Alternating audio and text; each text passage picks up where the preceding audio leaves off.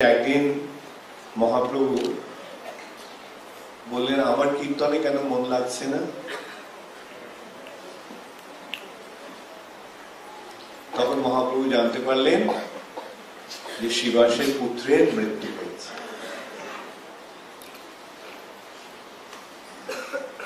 শিবাস বাড়ির ভেতরে মেয়েদের ক্রন্দনের শব্দ শুনতে পেয়ে তিনি গিয়ে তাদের বলেছিলেন যে তোমরা কেউ কেঁদো না, কেন তোমাদের ক্রন্দন শুনলে মহাপ্রভুর নৃত্য বন্ধ হয়ে যাবে, এবং তা যদি হয় সেটা আমি সহ্য করতে পারবো না, তাহলে আমি গিয়ে গঙ্গায় ঝাঁপ দিয়ে প্রাণ ত্যাগ করব। তিনি তাদের বুঝিয়েছিলেন যে জন্ম মৃত্যু অবশ্যম্ভাবী, জাতস্য হি ধ্রুবম মৃত্যুর ধ্রুবম জন্ম মৃতস্য চ। যারই জন্ম হয়েছে তারই মৃত্যু অবশ্যম্ভাবী। জন্মিলে মরিতে হবে, অমর কে কোথায় হবে। এই জগতে কেউই অমর নয়। যারই জন্ম হয়েছে জন্মিলে মরিতে হবে, মরতে হবে, মৃত্যু অবশ্যম্ভাবী। কিন্তু জীবনের চরম উদ্দেশ্য হচ্ছে ভগবানের সেবায় যুক্ত, আর সেই পরমেশ্বর ভগবান এখানে নৃত্য করছে। অতএব সে যে এই এক যখন সংকীর্তন হচ্ছে তখন যে সে দেহত্যাগ করেছে, সেটা তার জীবনের চরম প্রাপ্তি, সেটা তার জীবনের চরম সার্থকতা। এই একটা অপূর্ব সময় যখন মহাপ্রভু তার এই গৃহে নৃত্য করেছেন, তখন সে দেহত্যাগ করেছে। সুতরাং সেটা একটা বড় সৌভাগ্য। সুতরাং তোমরা দুঃখ করো না, শোক করো না। এই বলে মহাপ্রভু এসে শিবাস ঠাকুর এসে তিনি আবার সেই কীর্তনে যোগ দিলেন। ছেলে মরে গেছে কিন্তু কোনো ভ্রুক্ষেপ নেই, বরং তার কথা হচ্ছে মহাপ্রভু সংকীর্তন যেন বন্ধ না হয়, ছেলের মৃত্যুতেও যেন সংকীর্তন বন্ধ না হয়। পক্ষান্তরে এই ছেলের সংকীর্তনের সময় যে মৃত্যু হয়েছে সেটাতে তার চরম সৌভাগ্য। হরিনাম কীর্তন শুনতে শুনতে সে যে দেহত্যাগ করেছে সেটা তার পরম সৌভাগ্য।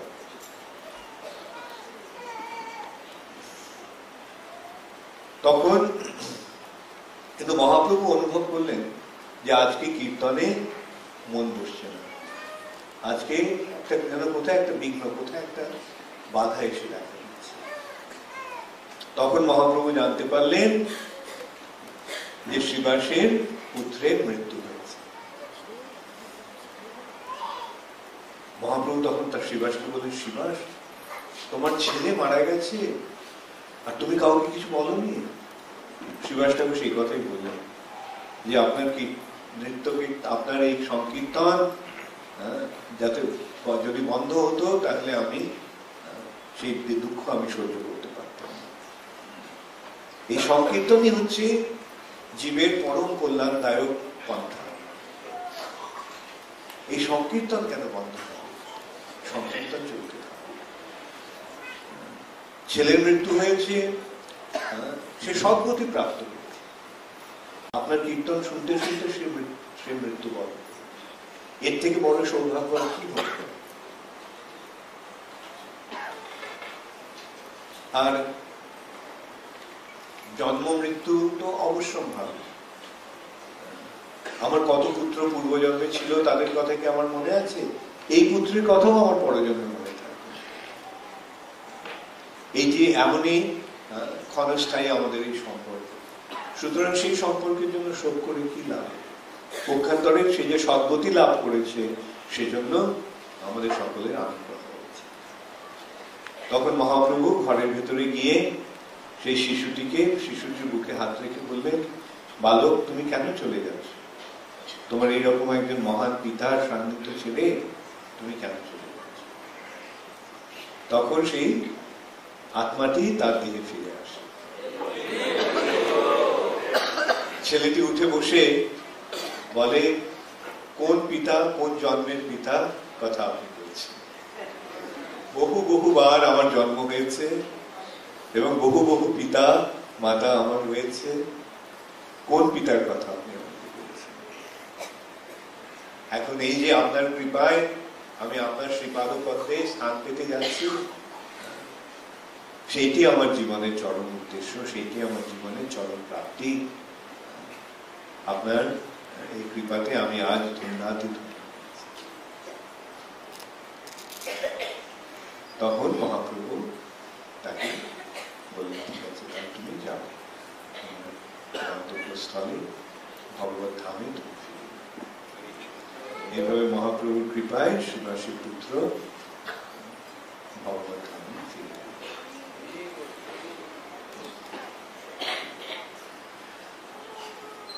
মহাপ্রভু 24 বছর বয়সে সন্ন্যাস নেন।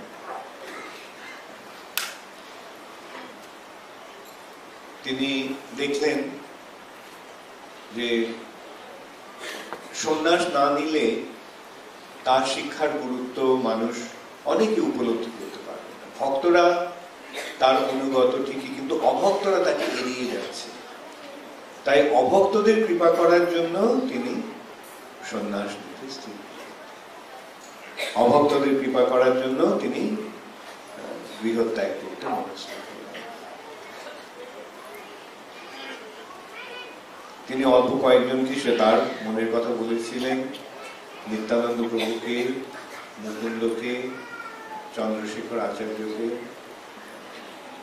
তার কথা তিনি জানান। সচিমাতাকেও তিনি বলেছিলেন। সচিমাতা তখন কাঁদছিলেন স্বাভাবিকভাবে, যে তার একমাত্র পুত্র গৃহে রয়েছে, গৃহে আর কোনো পুরুষ নেই। জগন্নাথ মিশ্র পরলোক গমন করেছেন, বিশ্বরূপ গৃহত্যাগ করে সন্ন্যাস নিয়ে চলে গেছে। ঘরে কেবল নিমাই আর নিমাইয়ের পত্নী বিষ্ণুপ্রিয়া। এই অল্প বয়সী যুবতী স্ত্রীকে ঘরে রেখে আর বৃদ্ধা মাতাকে ঘরে রেখে মহাপ্রভু সন্ন্যাস নিয়েছেন। মহাপ্রভু সচিমাতাকে আশ্বাস দিয়েছিলেন যে তোমার সমস্ত দায় আমি দেখব, দায় নেব, তুমি কোনো কিছু। আর তিনি তাকে বলেছিলেন, জন্ম জন্মান্তর তুমি আমার মা। আমি যখন বামন দেব রূপে এসেছিলাম, তুমি তখন ছিলে অদিতি। কৃষ্ণগর্ভা রূপে যখন এলাম, তখন তুমি কৃষ্ণ।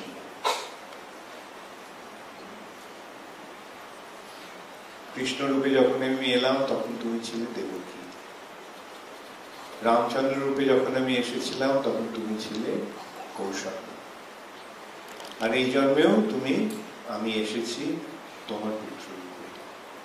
এইভাবে আমাদের সম্পর্কটি নিত্য। এই জীবের কল্যাণের জন্য যে আমি এসেছি, সংকীর্তন যোগের প্রবর্তন করেছি, সেই সংকীর্তনকে সর্বত্র বিস্তারিত করার জন্য আমাকে সন্ন্যাস করতে হবে। এইভাবে তার মাকে আশ্বাস দিয়ে, এবং সেই সঙ্গে তিনি বললেন, এই কলিযুগে আরো 2 রূপে আমি অবতীর্ণ হব। এক হচ্ছে হরিনাম রূপে সংকীর্তনের হরিনাম রূপে, নাম রূপে কলিকালে আমি অবতার, আর অর্চা বিগ্রহ রূপে আমি অবতার। সেই 2 অবতারেও সংকীর্তনের নাম রূপে যে আমার অবতার, তাতে তুমি হচ্ছ আমার জননী জিহ্বা। শব্দ থেকে বেরোচ্ছে, আসছে জিহ্বা থেকে। এবং অর্চা বিগ্রহ যে ভূমি থেকে হচ্ছে, সেই ভূমি হচ্ছে তুমি আমার বিগ্রহের জন্য।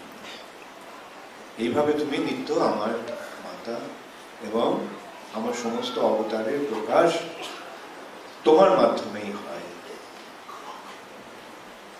এইভাবে আশ্বাস দিয়ে মহাপ্রভু একদিন রাত্রে গৃহত্যাগ করে তিনি চললেন কাটোয়ায়।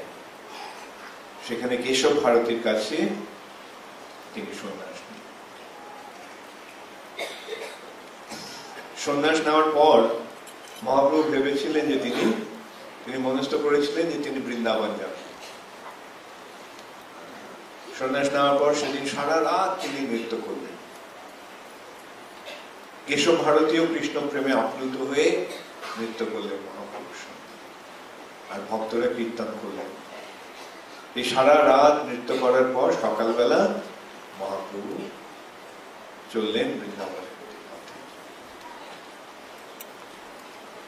নিত্যানন্দ প্রভু স্থির করেছিলেন যে মহাপ্রভুর বিরহে নবদ্বীপবাসীরা যে এত মর্মাহত হয়ে আছে, তাদের কাছে মহাপ্রভুকে একবার নিয়ে যেতে। তারা মৃতপ্রায় হয়ে আছে সকলে, তাদেরকে পুনরুজ্জীবিত করার জন্য মহাপ্রভুর দর্শন নিতান্তই প্রয়োজন। মহাপ্রভু 3 দিন ধরে 3 দিন 3 রাত্রি নিরন্তর ছুটে চলেছেন, কোথায় কৃষ্ণ, কোথায় কৃষ্ণ, কাহা যাও কাহা পাও ব্রজেন্দ্র। কিন্তু নিত্যানন্দ প্রভু মহাপ্রভুকে পথ ভুলিয়ে নিয়ে এলেন কালনা, শান্তিপুরের উল্টো পারে গঙ্গায়। সেখানে কতগুলি রাখাল বালককে গরু চড়াতে দেখে মহাপ্রভু জিজ্ঞাসা করলেন, এ কি বৃন্দাবন? নিত্যানন্দ প্রভু এই ছেলেদের শিখিয়ে দিয়েছিল, যখন জিজ্ঞাসা করবে তোমরা বলবে হ্যাঁ এটাই বৃন্দাবন। আর গঙ্গা দেখে মহাপ্রভু বলে, এ কি যমুনা? তারা বললো হ্যাঁ হ্যাঁ এটাই যমুনা।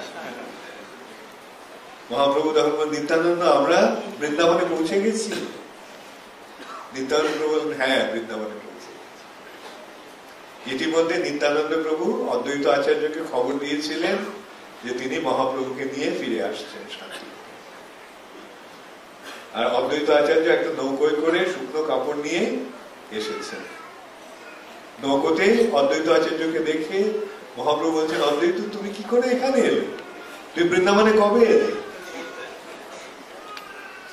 তখন তিনি জানতে পারলেন যে সেটা বৃন্দাবন নয়, সেটা শান্তিপুর। মহাপ্রভু অত্যন্ত অসন্তুষ্ট হলেন। নিত্যানন্দ প্রভু বললেন, তুমি আমাকে মিথ্যে কথা বলে এখানে নিয়ে এলে?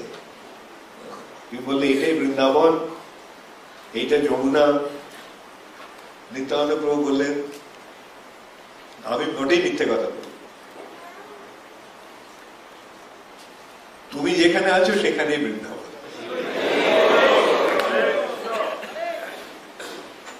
যেখানে তুমি সেটাই বৃন্দাবন। আর সঙ্গমে গঙ্গা আর যমুনা মিলিত হওয়ার পর ডান দিক দিয়ে বইছে গঙ্গা আর বাঁ দিক দিয়ে বইছে যমুনা। এই যে ধারা, সেই ধারা বইছে পূর্ব দিকে গঙ্গা আর পশ্চিম দিকে যমুনা। তো যেহেতু এটা পশ্চিম, গঙ্গার পশ্চিম তট, তাই এখানে যমুনাই বইছে।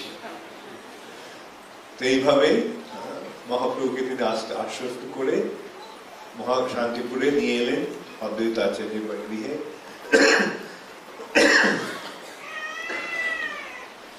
নিত্যানন্দ প্রভু ইতিমধ্যে চন্দ্রশেখর আচার্যকে পাঠিয়েছিলেন নবদ্বীপে সকলকে খবর দিতে যে চৈতন্য মহাপ্রভুকে নিয়ে তিনি শান্তিপুরে অদ্বৈত আচার্যের গৃহে আসছেন। সমস্ত সারা নবদ্বীপের সমস্ত অধিবাসীরা তখন ছুটতে ছুটতে সব শান্তিপুরে।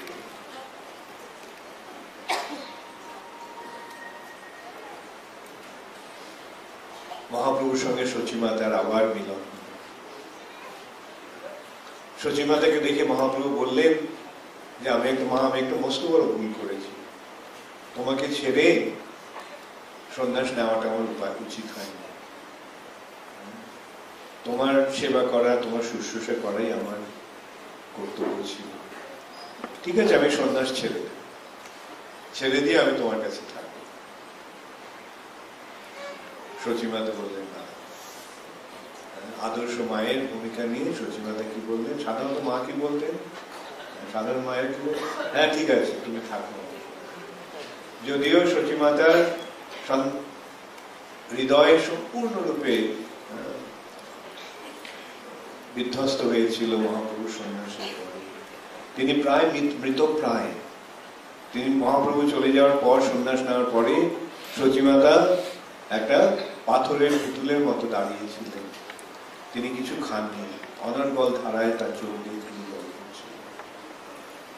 কিন্তু এখন মহাপ্রভু যখন বললেন যে আমি সন্ন্যাস ছেড়ে দিয়ে তোমার কাছে থাকবো, তখন সচিমাতা বললেন না, সন্ন্যাস নিয়ে সন্ন্যাস ত্যাগ করলে সমাজে তোমাকে ঘৃণা করবে। সুতরাং সন্ন্যাস যখন গ্রহণ করেছো, তুমি সন্ন্যাস নিয়ে থাকো, তবে তুমি এমন ভাবে যে কাছে কোথাও থেকো যাতে আমি তোমার খবর পাই না। তখন মহাপ্রভু বললেন ঠিক আছে, আমি তাহলে জগন্নাথ পুরীতে থাকবো। সেখান থেকে লোকেরা প্রায় গঙ্গা স্নান করতে আসে, তাদের কাছে তুমি আমার খবর পাবে। আবার এখান থেকেও লোকেরা জগন্নাথ দর্শনে যায়, জগন্নাথ পুরীতে, তাদের মুখে আমি তোমার কথা শুনতে পাবো। এইভাবে মহাপ্রভু স্থির করলেন তিনি জগন্নাথ পুরীতে থাকবেন। তারপরের দিন চৈতন্য মহাপ্রভু চললেন জগন্নাথ পুরীর উদ্দেশ্যে। পথে রামচন্দ্র খান বলে একজন জমিদার মহাপ্রভুকে দর্শন করে অত্যন্ত প্রভাবিত হয়ে তিনি বললেন যে এই স্থলপথে যাওয়াটা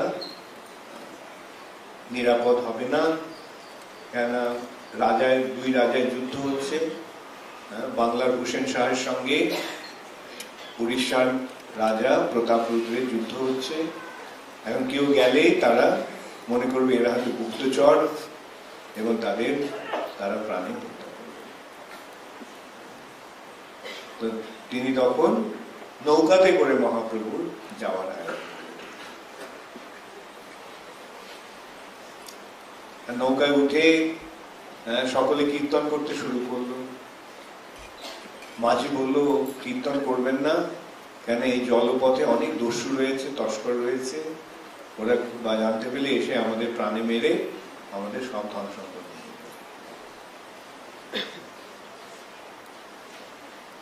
সকলে ভয় পেয়ে কীর্তন বন্ধ করে। মহাপ্রভু বললেন যে যখন কীর্তনে করছো, যখন কীর্তন করবে, ভগবানের নাম কীর্তন করবে, ভগবানের সুদর্শন চক্র তখন সর্বক্ষণ তোমাদের রক্ষা। সুতরাং এই কীর্তন তোমাকে ভয় পেয়ে তোমরা কীর্তন বন্ধ করবে, কীর্তন চালিয়ে। তখন তারা সকলে উচ্চৈশ্বরে কীর্তন শুরু করলো এবং এইভাবে তারা সেই পথ অতিক্রম করে তারপরে 18 নালার ওখানে তারা যখন পদব্রজে পথে তারা তারপরে স্থলপথে অনেক জায়গায় গিয়েছিলেন, যেমন রেমুনাতে গিয়েছিলেন, সেখানে নিত্যানন্দ প্রভু তাদের ক্ষীরচোর গোপীনাথের কথা বলেছেন। আজকে সময় কম, তাই অত বিস্তৃতভাবে আমরা বলবো না। তারপরে সাক্ষী গোপালের কাহিনীও তাদের বলেছে। ক্ষীরচোর গোপীনাথ তিনি মাধবেন্দ্রপুরীর জন্য ক্ষীর চুরি করেছিলেন। গোপাল ব্রাহ্মণের সাক্ষী দেওয়ার জন্য তিনি বৃন্দাবন থেকে পায়ে হেঁটে চলে এসেছিলেন সেখানে, দক্ষিণ ভারত। তারপরে এইভাবে তারা পদব্রজে যখন 18 নালায় আসেন, একটা নদী, সেই নদীতে যখন পার হবেন তখন নিত্যানন্দ প্রভু মহাপ্রভুর দণ্ডটা ভেঙে দিলেন। মুকুন্দর কাছে দণ্ডটা ছিল, তখন নিত্যানন্দ প্রভুকে তিনি দিলেন, বললেন যে দণ্ডটা রাখো, আমি একটু ভিক্ষা করে আসছি। আর সে যখন গেছে তখন নিত্যানন্দ প্রভু সেই দণ্ডের সঙ্গে কিছু আলোচনা করলেন। দণ্ডকে বললেন, দণ্ড মহাশয়, তুমি কে? তুমি নিজেকে কি মনে করো? যিনি সারা জগতের অধিপতি তিনি তোমাকে বহন করবেন? আমি যাকে আমার মাথায় রাখি তিনি তোমাকে বহন করবেন? বলে তিনি 3 খণ্ডে দণ্ড ভঙ্গ করে নদীর জলে ভাসিয়ে দিলেন। চৈতন্য মহাপ্রভু যখন দেখলেন যে তার সন্ধ্যার দণ্ড ভেঙে গেছে, ভেঙে দিয়েছে নিত্যানন্দ, তখন তিনি অত্যন্ত ক্রুদ্ধ হয়ে বললেন যে আমি আর তোমাদের সঙ্গে থাকবো না। আমি বৃন্দাবন যাচ্ছিলাম, তোমরা আমাকে পথ ভুলিয়ে নিয়ে চলে এলে নবদ্বীপে। আর আমার এই একমাত্র সম্বল ছিল এই সন্ধ্যার দণ্ড, সেই দণ্ডটাও তুমি ভেঙে দিলে। হ্যাঁ, তোমরা কি মনে করছো আমার এই সন্ন্যাস একটা ছেলে খেলা? বলে মহাপ্রভু একাই ছুটলেন জগন্নাথের মন্দিরে জগন্নাথকে দর্শন করে মহাপ্রভু মূর্ছিত হয়ে পড়লেন। তখন সেখানে উড়িষ্যার রাজা প্রতাপরুদ্রের রাজপণ্ডিত সার্বভৌম ভট্টাচার্য তিনি দেখলেন এই অপূর্ব সুন্দর এক নবীন সন্ন্যাসী জগন্নাথকে দর্শন করে মূর্ছিত হয়ে পড়েছে। সকলে মনে করলো যে যেন তার শরীরে প্রাণ নেই, তার শরীর নিষ্পন্দ, হৃদকম্পনও শোনা যাচ্ছে না। সার্বভৌম ভট্টাচার্য তখন দেখলেন যে এই যুবকটির শরীরে, যুবক নবীন সন্ন্যাসীটির শরীরে কৃষ্ণ প্রেমের অষ্টসাত্ত্বিক বিকার পূর্ণরূপে প্রকাশ। তিনি বুঝতে পারলেন যে এক মহাপুরুষ। তিনি তার নাকের কাছে একটা ছোট্ট তুলো ধরলেন, তুলো ধরে দেখলেন যে সেই তুলোটা স্পন্দন হচ্ছে, অর্থাৎ তখনও আস্তে আস্তে শ্বাস প্রশ্বাস চলছে।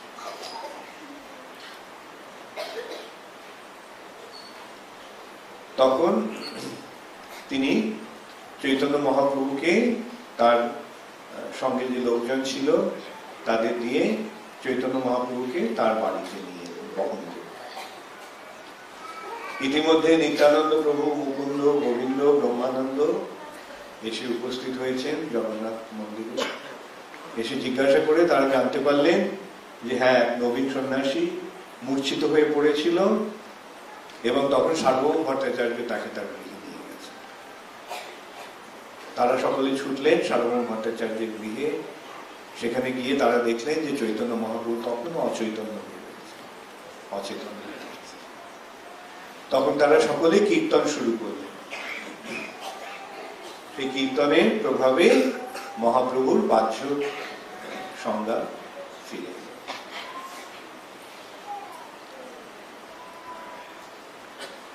সার্বভৌম ভট্টাচার্যের সঙ্গে তাদের কথোপকথনের মাধ্যমে সার্বভৌম ভট্টাচার্য জানতে পারলেন যে তাদের বিচারে ইনি হচ্ছেন ভগবান। সার্বভৌম ভট্টাচার্য বললেন যে একে একজন মহাপুরুষ বলে আমি মানতে পারি, কিন্তু ভগবান বলে মানতে পারি না। কলিযুগে ভগবানের অবতার নেই, তাই শাস্ত্রে ভগবান বলা হচ্ছে তাকে ত্রিযুগ, 3টি যুগে তিনি আসেন যুগাবতারে, সত্যযুগ, ত্রেতা যুগ, দ্বাপর যুগ, কিন্তু কলিযুগে তার অবতার। সার্বভৌম ভট্টাচার্যের ভগ্নিপতি হচ্ছেন গোপীনাথ আচার্য। গোপীনাথ আচার্য তিরস্কার করে সার্বভৌম ভট্টাচার্যকে বললেন যে সার্বভৌম ভট্টাচার্য, শাস্ত্রে যে ত্রিযুগ বলা হয়েছে তার কারণ হচ্ছে কলিযুগে তিনি প্রচ্ছন্ন রূপে আসেন, ছন্ন কলু। যেহেতু তিনি তার ভগবত্তা প্রকাশ করে আসেন না, তাই তাকে ত্রিযুগ বলা। তুমি যে এই পুরুষটিকে চিনতে পারছো না, তার কারণ হচ্ছে তোমার যথেষ্ট স্বীকৃতি হয়নি। যথেষ্ট স্বীকৃতি না থাকার ফলে তুমি তাকে দর্শন করেও তাকে চিনতে পারছো। কেন? ভক্তির প্রভাবেই, ভক্তের কৃপার প্রভাবেই ভগবানকে চিনতে পারবে। এইভাবে শালা ভগ্নিপতির মধ্যে অনেক বাদ বিতণ্ডা হলো, তর্ক।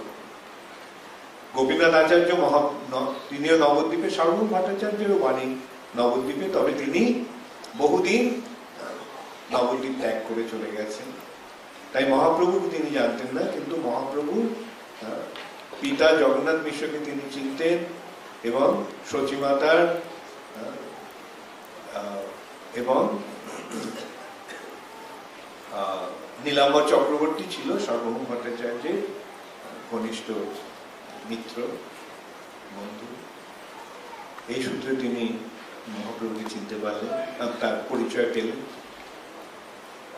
সার্বভৌম ভট্টাচার্যের মনে একটা ভয় ছিল যে এই সন্ন্যাসীটি নবীন, তার উপরে সে এত ভাবুক, নাচে গায়ে কীর্তন করে, সন্ন্যাসী মানে সিরিয়াস, গম্ভীর, কিন্তু এ এমন চপল। তিনি বেদান্ত শিক্ষা। গোপীনাথ আচার্য শুনে অত্যন্ত ক্রুদ্ধ হল। তুমি কি বলছো? কার সম্বন্ধে তুমি বলছো? কাকে তুমি শিক্ষা দেবে? যিনি জগৎ, সারা জগতের গুরু, যিনি পরমেশ্বর ভগবান, তাকে তুমি শিক্ষা দেওয়ার ইয়ে করছো, ধৃষ্টতা প্রকাশ করছো। মহাপ্রভু বললেন, ইনি আমার শুভাকাঙ্ক্ষী, ইনি আমার ভালোর জন্যই এটা বলছেন, তো ঠিক আছে, আমি ওর কাছে বেদান্ত পাঠ করব। এইভাবে মহাপ্রভু নিজেই বললেন যে তিনি সার্বভৌম ভট্টাচার্যের কাছে বেদান্ত পাঠ করছেন। তখন সার্বভৌম ভট্টাচার্য তাকে বেদান্ত পড়াতে লাগলেন। 7 দিন ধরে তিনি বেদান্ত সে পড়ালেন কৃষ্ণ চৈতন্যকে। কৃষ্ণ চৈতন্য বসে বসে কিন্তু সেগুলো শুনলেন 7 দিন ধরে। কোনো কিছু প্রশ্ন করলেন না, কোনো হ্যাঁ ও না কিছু বললেন না, এক নাগারে তিনি শুনে গেছেন 7 দিন, মুখে কোনো শব্দ নেই। সার্বভৌম ভট্টাচার্য তাকে জিজ্ঞাসা করলেন, কৃষ্ণ চৈতন্য, আমি যা পড়ছি তা তুমি বুঝতে পারছো তো? আমি যে বলছি সেটা বুঝতে পারছো তো? তখন মহাপ্রভু বললেন যে হ্যাঁ, বেদান্তের ভাষ্যগুলি আমি বুঝতে পারছি, বেদান্তের সূত্রগুলি আমি বুঝতে পারছি, কিন্তু আপনার ভাষ্যটা, আপনার ব্যাখ্যাটা আমি বুঝতে পারছি। সার্বভৌম ভট্টাচার্য বললেন যে এই সূত্রটাকে বিশ্লেষণ করার জন্য ব্যাখ্যা, আর তুমি বলছো সূত্রটা বুঝতে পারছো, ব্যাখ্যাটা বুঝতে পারছো। তখন মহাপ্রভু বললেন যে আপনার ব্যাখ্যাটা এটার প্রকৃত অর্থ প্রকাশ করছে না, এটা তার প্রকৃত অর্থকে আচ্ছাদন করছে।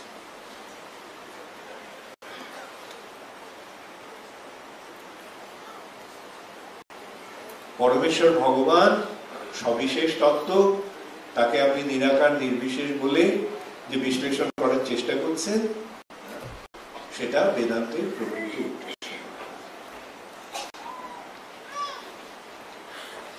এইভাবে মহাপ্রভু সার্বভৌম ভট্টাচার্যের ব্যাখ্যার ভ্রান্তি, ব্যাখ্যা যে ভুল, সেটা এইভাবে তিনি তাকে বলতেন। সার্বভৌম ভট্টাচার্য